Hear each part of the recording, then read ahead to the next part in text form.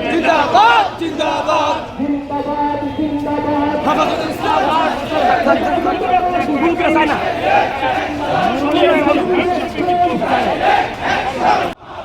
হেফাজতের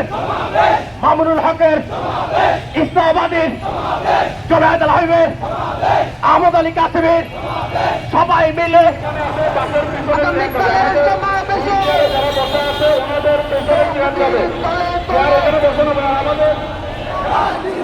জিন্দাবাদ জিন্দাবাদ হেফাজতের জোনায়েদ নির্দেশ আহমদ শফির নির্দেশ